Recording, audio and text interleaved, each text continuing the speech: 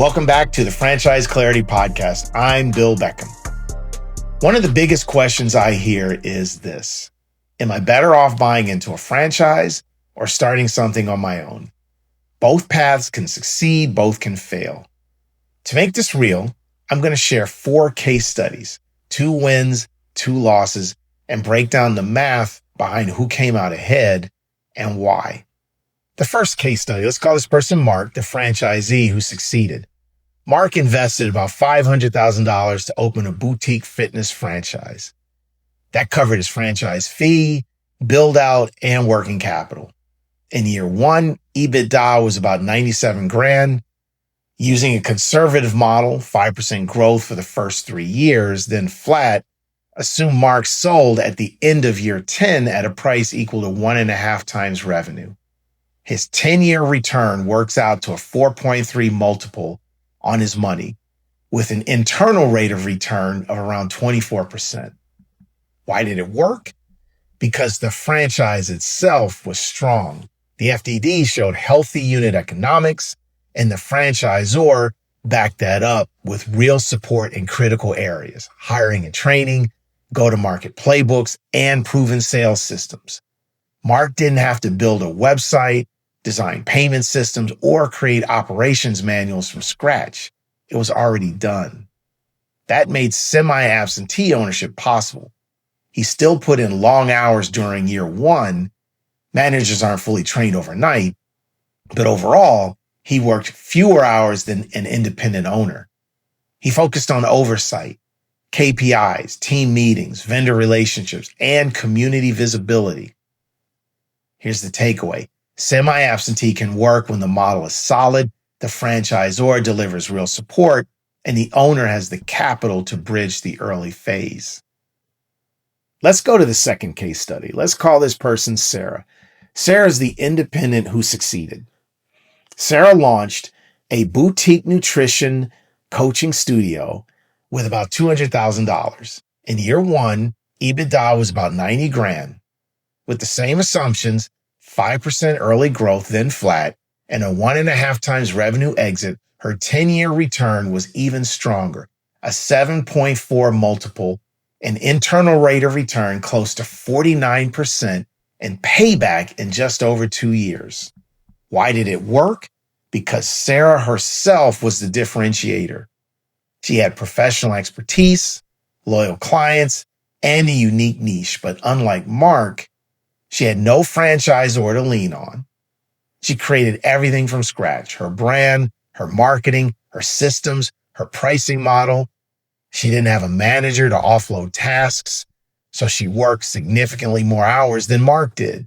Her independence meant higher margins and full control, also no royalties siphoning off revenue, but the trade-off was far more personal time and effort. Here's a takeaway. Independence can deliver higher upside if you bring credibility and stamina. What made Mark successful, franchisor support, would have slowed Sarah down. Look at James, the franchisee who failed. James invested $800,000 into a food franchise. The FDD's item 19 suggested average revenues over $1 million.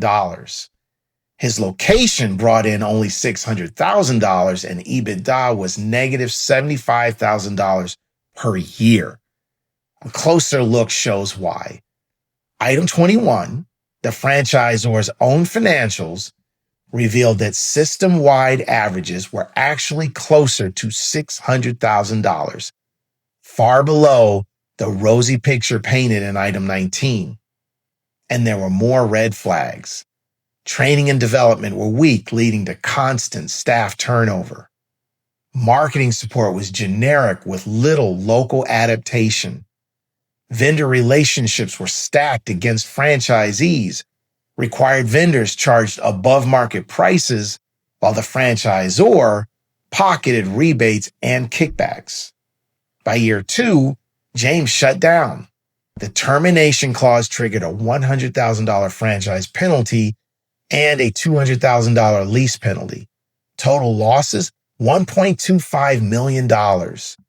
James is now considering legal action, arguing that the disclosures were misleading and the economics were tilted heavily in the franchisor's favor. Here's the takeaway.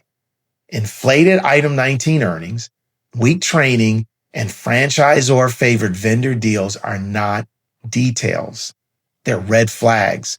And when ignored, they can destroy a business.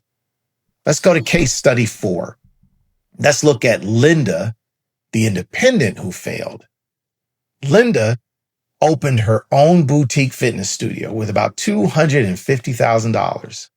Year 1 EBITDA, negative 50 grand. Year 2, another negative 50 grand.